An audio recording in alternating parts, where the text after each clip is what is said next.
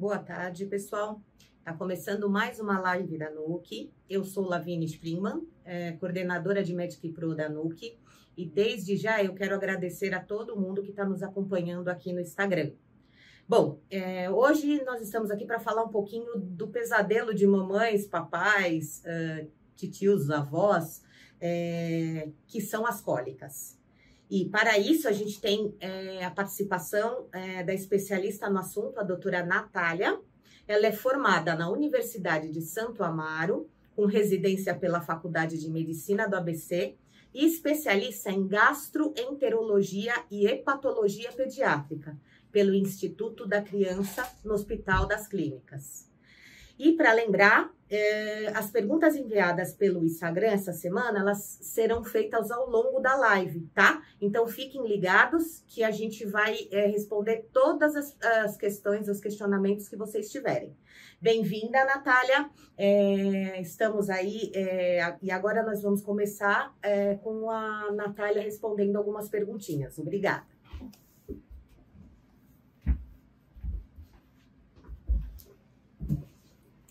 Oi, pessoal, tudo bem? Queria agradecer a Lavínia, queria agradecer a NUC também pela parceria aí de sempre, né? E como a Lavínia falou, hoje a gente vai conversar sobre um tema que o pessoal tem muito medo, né? Que é a cólica. E a gente vai desmistificar algumas coisas aí sobre a cólica também, que ela não é tudo isso que parece ser. Então, vamos acalmar um pouquinho o coração dos papais, das mamães, falando sobre cólica. Hoje até algumas coisas a mais que vocês mandaram nas perguntas, né, nas caixinhas de perguntas do Instagram, a gente vai comentar sobre tudo aí um pouquinho. Ok. Então vamos lá, doutora. O que é cólica? Então, Lavínia, na realidade, a cólica, ela não tem uma definição muito específica, porque ela tem vários fatores que causam, né, que a causam. Uhum. Então, a gente não tem uma definição específica de cólica.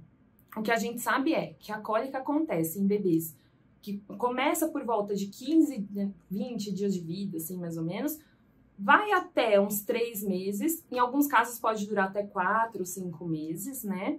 E ela é um choro inconsolável. Então, o bebê que começa a chorar, geralmente fim de tarde, começo de noite e madrugada dentro, chora horas seguidas, a gente não consegue acalmar o bebê.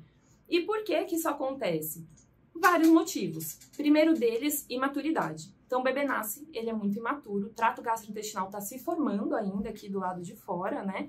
Então, tudo por conta dessa imaturidade do trato gastrointestinal, o bebê vai apresentar vários sinais e sintomas de coisas que parecem doença. Então, a cólica parece uma doença, mas ela não é. Ela é essa imaturidade. Ela também acontece por conta de bebês muito ansiosos. E por que que o bebê fica ansioso? Porque a família está ansiosa.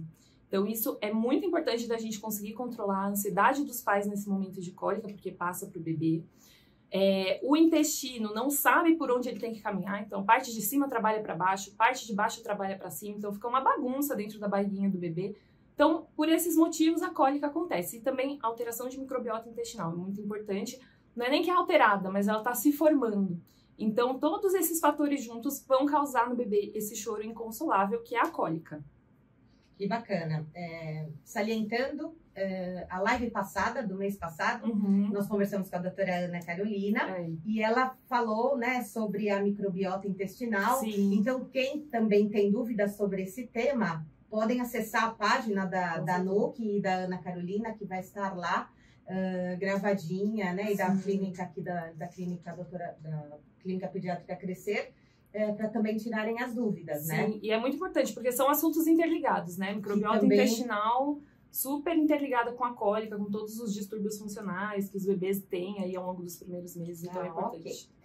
Okay. Todo bebê tem cólica, doutora Natália? Não, não é todo bebê que tem cólica, e isso é muito importante da gente esclarecer aqui, porque os bebês têm menos cólica do que as pessoas acham que eles têm.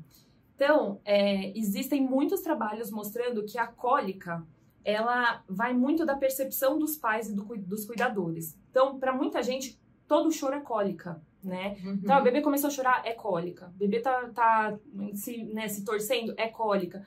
E não é bem assim. Existem trabalhos mostrando que a cada 1000 famílias que acham que o bebê tem cólica, na realidade só 19 tem. Então, é um número muito grande que acha que tem cólica e não tem, tá? a cólica acontece em mais ou menos um pouco menos de 20% dos bebês. Então, não são todos que vão apresentar, ainda bem, né? Isso. Doutora, você já deu, assim, uma meia resposta a essa que eu vou estar perguntando, mas por que a cólica acontece? Você disse que é a imaturidade, né? Isso.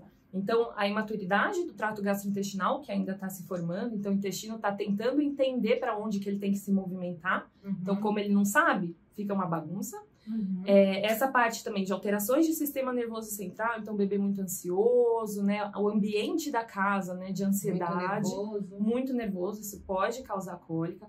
O próprio temperamento do bebê, porque os bebês nascem com o temperamento, né, deles. Tem gente que acha que não, que todo bebê é igual, mas não, cada um tem a sua personalidade, né? Alterações de microbiota intestinal também, são os principais fatores que levam à cólica do bebê. Tá.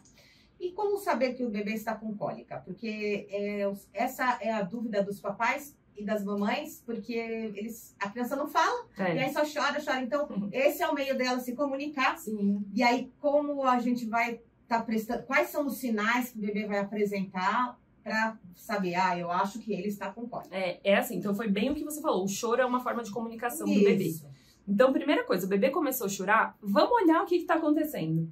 Vamos olhar para esse bebê, vamos ver se o ambiente está muito quente, se está muito frio, se está com a fralda sujinha ali, se ele está com fome, se tem alguma coisa pegando. Por exclusão, né? Por exclusão, a gente vai vendo todo mês, se ele está tendo febre, se está com alguma doença no momento, alguma infecção que ele está precisando tratar, se tem alguma roupinha pegando, às vezes a luva, coloca a luva no bebê, meinha, apertando ali.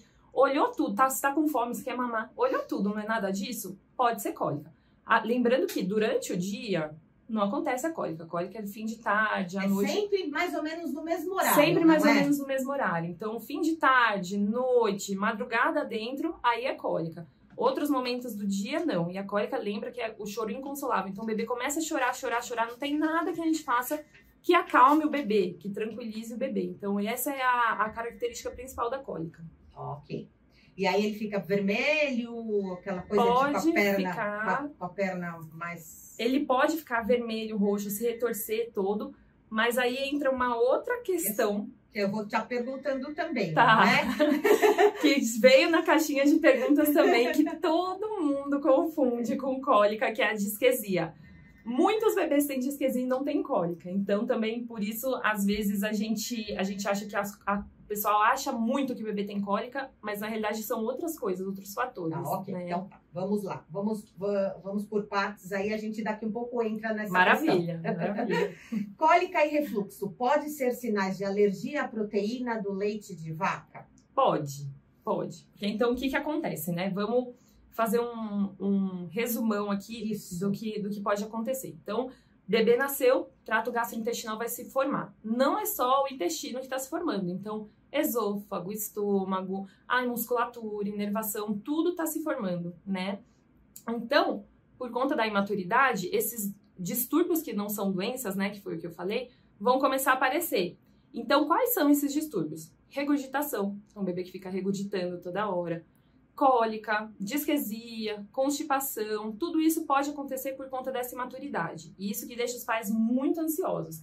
Mas aí, a gente tem uma doença principal, existem várias, mas a principal, que é a alergia do leite, que pode mimetizar tudo isso. Então, esse é o grande pulo do gato pra gente na pediatria, porque tudo isso pode ser normal, mas isso também pode ser alergia do leite, né? Então, a alergia do leite, quando a gente pensa um bebê que tem muco com sangue nas fezes, perda de peso, mas não é só isso. Às vezes é só um bebê que regurgita, às vezes é só um bebê que tem cólica, chora muito, irritabilidade. Então, a gente tem que ficar de olho, né? O pediatra, o gastropediatra tem que observar outros fatores, tem que estar sempre acompanhando o peso, estatura do bebê, todo o fator ambiental para a gente realmente ver, é só um distúrbio funcional, vai passar, ou fazer o diagnóstico de alergia do leite. Então, pode acontecer sim do bebê ter cólica e ser alergia do leite. A gente tem que acompanhar de perto. Por isso que é muito importante esse acompanhamento de 15 em 15 dias, ou mensal, para ver se está ganhando peso. Exato. E aí, existem exames específicos para saber se essa criança tem alergia? Ou não. É mesmo só observação, doutora? Mais ou menos uma observação. Então, o que acontece? A alergia, a gente tem 2 tipos. Vou fazer um resumão também de alergia, então. Já vamos colocar tudo aqui pra gente.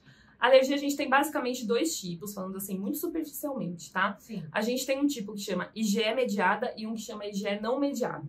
A IgE mediada é aquela alergia mais grave, quando o bebê consome a proteína do leite, ele, em poucas horas já vai ter sintomas. Então, geralmente, manchas na pele, falta de ar, aquela que tem que correr para o pronto-socorro para tomar adrenalina. Isso. Tá. Geralmente, essa é a IgE mediada.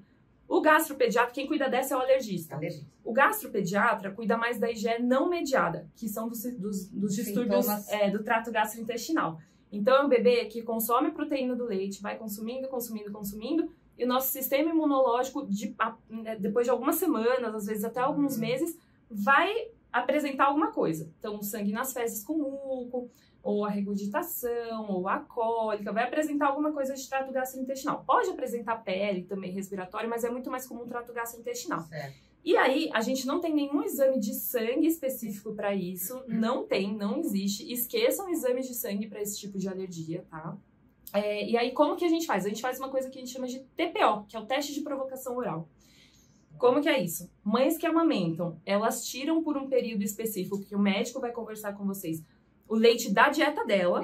Os derivados. Leite, derivados, tudo. Muito importante passar com um nutricionista nesse momento, porque tem leite em coisas que a gente nem imagina.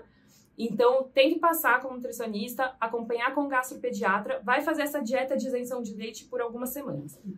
Se o bebê melhorar, a gente volta a introduzir leite na dieta da mãe. Ele voltou a apresentar os sintomas que ele tinha antes, aí a gente fecha o diagnóstico. É certo. E aí a gente começa o tratamento. Entendi. Bebês de fórmula, que mamam fórmula, a gente dá uma fórmula específica para alergia.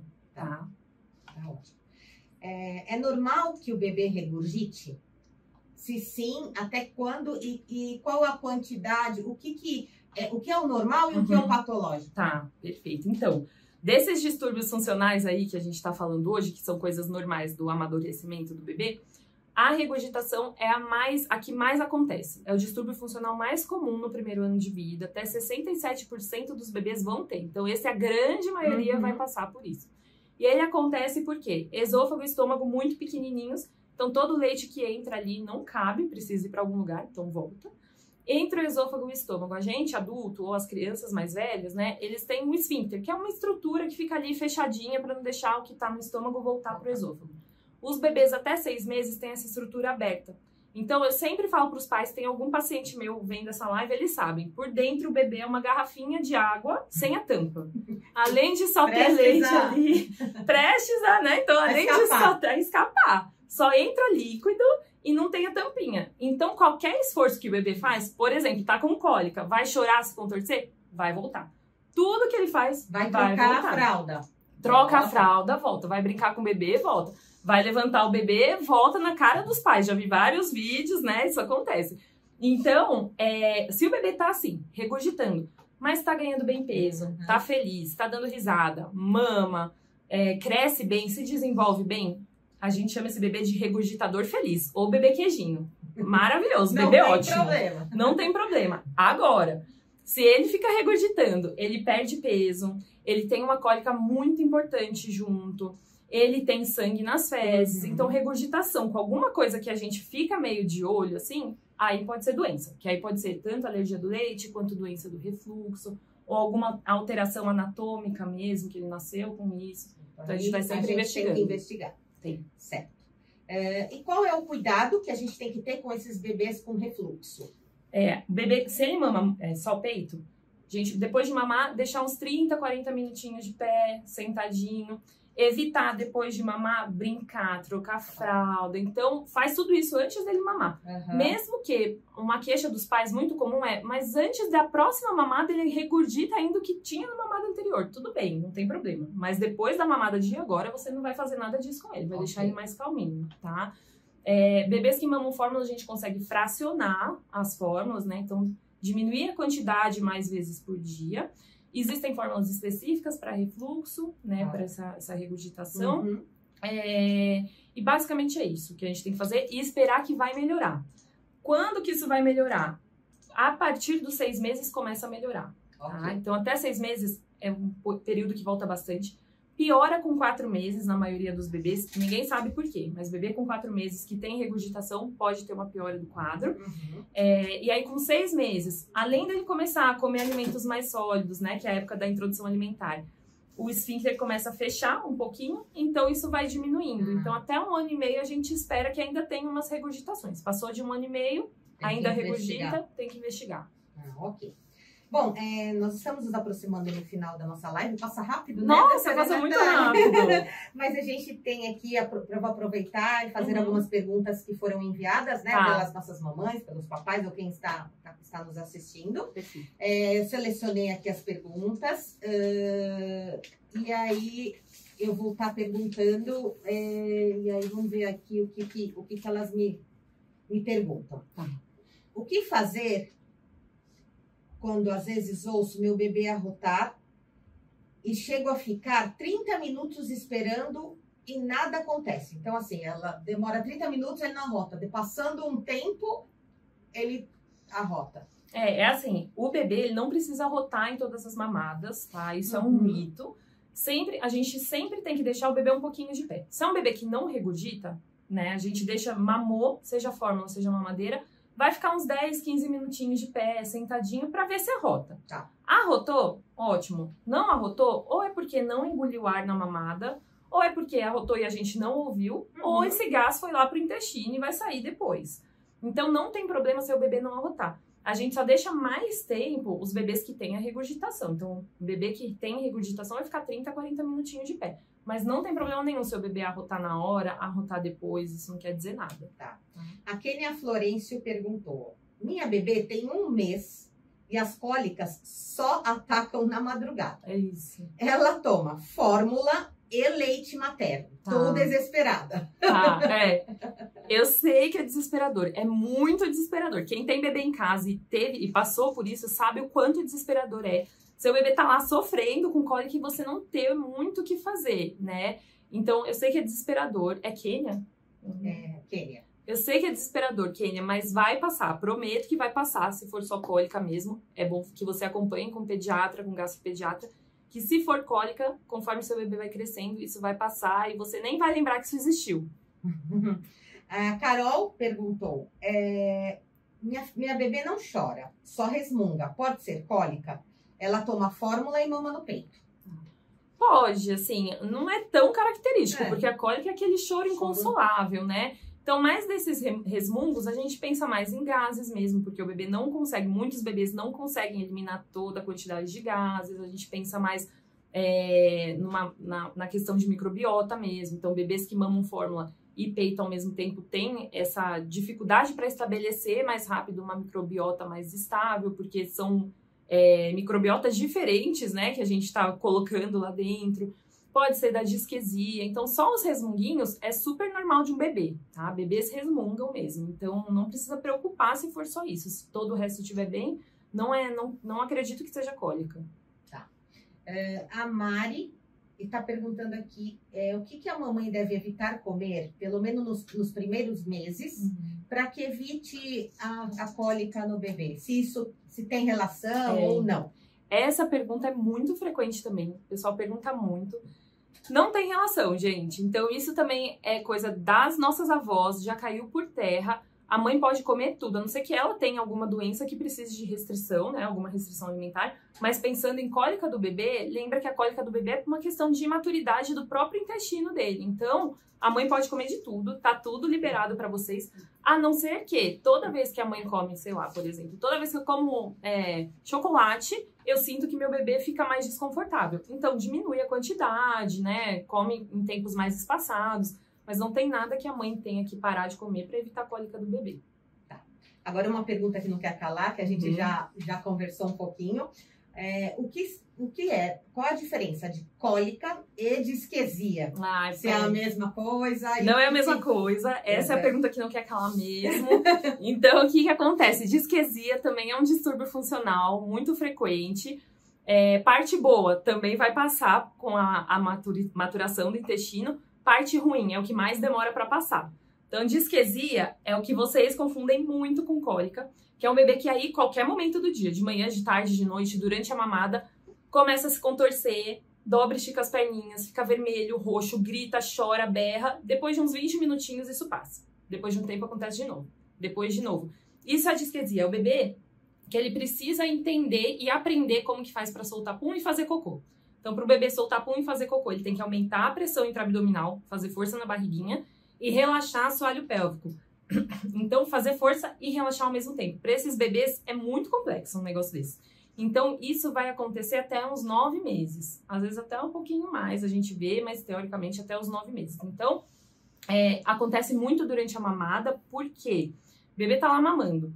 Quando os bebês nascem, eles têm uma coisa que a gente chama de reflexo gastrocólico exacerbado. O que é isso? Chega o leite lá no estômago, ele vai muito rápido pro intestino. Então, o intestino de bebê trabalha muito rápido. Tanto que às vezes ele mama, faz cocô.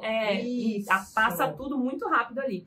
Então, ele tá lá mamando tranquilo. Esse leite chega no intestino super rápido. Então, enquanto ele tá fazendo lá o reflexo de sucção dele, ele tem que fazer a força para soltar o cocô, né? Para fazer o cocô, para soltar pum. E ao mesmo tempo relaxar para conseguir fazer isso. Então, é muita coisa que ele tem que fazer ao mesmo tempo. Então, as mães também vêm bastante com essa queixa. Doutora, toda vez que ele tá mamando, ele se joga para trás, se contorce, fica com dor, depois faz cocô, solta pum, fica bem. Acontece. Disquesia, tá? A gente fala que a disquesia pode ser bem sucedida ou não. Ou seja, durante esses esforços, ele pode conseguir soltar pum e ficar bem, conseguir fazer cocô e ficar bem, mas pode não acontecer. Então, pode ser não sucedido. Então, às vezes, ele tenta, faz a força dele e não consegue fazer o cocô nem soltar pum. Aí pode ir acumulando isso, então depois ele pode ficar com um pouco mais de dor à noite, um pouco mais de desconforto, porque isso foi se acumulando. E aí o que causa essas dores de madrugada? Porque a gente tem aqui várias mamães e papais que estão desesperados porque os bebês na madrugada começam a chorar e não param. Não param. O que causa dor na madrugada que não para é a cólica. Então. A disquesia, quando ela acontece na madrugada, ela tem um tempo ali. Então, ela fica um tempinho, 20 minutos, 30 minutos estourando. Passa. Depois de novo, aí passa. Mas ela não é seguido, assim, que nem a cólica. O seguido é a cólica. Os dois são distúrbios funcionais, os dois vão passar. Eu falo que, para os distúrbios funcionais, a gente tem que... O melhor remédio, e único, é a paciência. Porque a gente tem que esperar mesmo que o bebê cresça, a gente fica ali na agonia. Então, tenta não transmitir isso pro bebê, porque lembra que quando a gente tá agoniado, angustiado, o bebê vai sentir isso também no ambiente, ele vai ficar agoniado e vai chorar também por conta disso. Então, por dentro você pode estar desesperado, mas por fora, finge que tá tudo bem, respira, leva o bebê para um cantinho mais calmo, medita, põe uma música calma, deixa o ambiente mais tranquilo. Eu falo que nesses momentos de cólica, disquesia, vale muito mais a pena a gente tentar acalmar o ambiente do que tentar cortar a cólica, a dor do bebê, porque a gente não vai conseguir com nenhum remédio. Ah, ok. Essa também era uma pergunta de alguns das pessoas que estão nos assistindo, que é o que a Ingrid perguntou, e como eu posso fazer para amenizar essa dor, o que a gente pode estar fazendo de bolsa de água quente, tem essa... Tem. Isso ajuda também? Ajuda. Existem algumas coisas. Morno, como que, assim, a gente, nessas horas, mesmo de madrugada, né? A gente procura todas as... Tudo, né? Tudo as respostas para ele parar de chorar, porque aquilo deixa a gente mesmo bem angustiado, né? Então, você tem, assim, que você fala para os seus pacientes, assim, dá algumas instruções de como dar uma amenizada? Existem algumas coisas que a gente pode fazer. Então, uma das coisas é o movimento de sucção do bebê, seja o bebê que mama peito, o bebê que mama na mamadeira. Se ele conseguir pegar o peito e a mamadeira nesse momento, é bom, porque o movimento de sucção faz o intestino caminhar por um lado só, então dá uma facilitada para ele. Colocar compressinha de bolsa quente na barriga ajuda. Deixar o bebê em contato pele a pele, então tira a sua camisa, põe o bebê também peladinho junto com você, né? Conforto, Dá um conforto pro bebê. Pode fazer um charutinho nele para ele ficar mais acolhidinho também, né? Se sentir mais acolhido. Existem probióticos também, né? A única coisa que a gente tem de remédio, entre aspas, porque é o probiótico, para diminuir o tempo de cólica, né? Então, existe probiótico em trabalhos científicos. Então, a gente pode dar. Eles não vão cortar, tá? Então, tem gente, às vezes a gente prescreve, tem alguns pais que falam que não adiantou em nada, mas ele adianta. O que ele faz é assim, se é um bebê que ia chorar 10 horas seguidas de cólica, com esses probióticos, o bebê chora 5. Então ele vai continuar chorando, vai continuar sentindo cólica, mas numa intensidade muito menor, né? Então o probiótico a gente sabe que tem e que resolve, de remédio é só. Existem alguns homeopáticos que algumas pessoas usam e acham que resolve bastante. Tem gente que usa e acha que não resolve nada. Então isso é questão de conversar com o pediatra, com o gastro, para ver se vale a pena prescrever, se não vale. Mas isso de fazer o banhinho morno também, banho de ofurô, tudo isso pode acalmar sim. Tá? Aqui também tem muitas perguntas de que toda vez que o bebê, como você já explicou, toda vez que o bebê mama, ele faz cocô. E aí sai amarelinho e tal, mas e a criança que apresenta refluxo? O que faz? Porque aí tá mamando, ele vai fazer o cocô, só que se você for trocar, pode ser que ele regurgite. Isso é uma dúvida importante mesmo dos pais. O que a gente pede se precisa mesmo trocar a fralda lá na hora, porque não é muito legal, né? Ficar a fralda com cocô, porque pode causar assadura, enfim. Então, se precisa trocar, fez muito cocô, precisa trocar a fralda na hora, logo depois de mamar, tira a fralda, em vez de deixar deitar o bebê, já trocar a fralda, tira a fralda, coloca o bebê no chuveiro, né, pra lavar, debaixo da pia, dependendo do tamanho da pia, dá pra colocar também água quentinha, que aí isso vai aliviar um pouquinho a cólica, né, vai limpar lá o bebê. Não vai deitar o bebê, Não vai deitar, não deita pra colocar as perninhas pra cima, então pode fazer isso, né, de lavar no chuveiro, ou na pia mesmo, e tenta colocar a fralda depois. Espera um pouquinho, ele acabou de fazer cocô, não vai fazer de novo. Espera um pouquinho, coloca depois. É a dica que eu costumo dar para os pais. E essa questão do berço, aproveitando essa coisa de refluxo, esses berços anti-refluxo, essas almofadas que são elevadas, o que você indica isso? Depende da idade do bebê. Não gosto de indicar para bebês até 1 ano, por conta do risco da síndrome de morte súbita que os bebês têm nessa idade. Então, mesmo bebês que têm doença do refluxo ou a regurgitação fisiológica mesmo, não é indicado nada no berço que não seja o bebê lá no meio. Então, travesseiro anti-refluxo, por mais que ele leve só um pouquinho, o bebê, ele não tem controle ainda, né, da cervical. Pode escorregar. A cabeça do bebê é mais pesada que o resto do corpo. Então, como ele não tem controle da cervical, se ele abaixa só um pouquinho, ele já pode sufocar nele mesmo. Então, bebês sempre barriga pra cima, independente da doença que eles tenham. Barriga pra cima, sempre, pra dormir. Agora, se é um bebê, tá ao longo do dia, você tá de olho nele, 24 horas, você não vai desvirar, né, o olhar, você tá olhando, você não vai dormir, você pode deixar ele de barriguinha pra baixo, com o rostinho virado, ou virado de lado, né, de preferência deitado do lado esquerdo. Se você tá de olho, pode. A partir do momento que você vai sair de perto do bebê ou você vai dormir, sempre barriga pra cima, tá? Independente de ter regurgitação. O bebê, quando volta o leite, ele não vai fazer uma volta por cima e entrar na traqueia e sufocar o bebê. Ele isso tem, é bom explicar. Os pais ficam com medo disso, né? Esse é o medo, né? Então é assim, o esôfago do bebê, quando ele tá deitado de barriga pra cima, né? O esôfago tá por baixo da traqueia. Então aqui é o esôfago, aqui é a traqueia. Quando o leite volta, ele não vai fazer essa volta e entrar pela traqueia. Ele vai ficar aqui, na boca do bebê, ele vai tossir, vai virar o rostinho, mas ele não vai sufocar com esse leite. Agora, se a gente deita o bebê de barriga para baixo, bebê de lado, o leite volta e ele tem muita chance. Que não é favorável. Tem muita chance de sufocar nessas outras posições. Então, sempre barriga para cima, tá? Tá ótimo. Obrigada, doutora Natália, por todas as suas explicações. Tenho certeza que saímos daqui hoje mais informadas do que nunca. Espero que a gente retome aí a outras lives. Com certeza. Né? Uma boa noite para todos que estão assistindo e em casa nos ouvindo, que participaram com perguntas. Hoje foi bem dinâmico, tiveram muitas perguntas aí, porque é um assunto que desespera, né? Muito. Todos os pais. Muito. E os que estão assistindo, fiquem atentos para a próxima live. Mês que vem a gente tem um outro tema aí. E sempre a gente abre as enquetes para as pessoas estarem aí perguntando e a gente respondendo. Um beijo para todos e até a próxima. Beijo, gente. Obrigada de novo, Lavínia, Nuke. Gostei muito de estar aqui com vocês hoje. Se tiverem alguma dúvida, pode mandar no Instagram da Nuke, aqui da clínica, doutora Elizabeth Fernandes, manda para a Clínica Crescer, manda para o meu Instagram, Ana Cosmac. A gente está aqui à disposição, tá bom?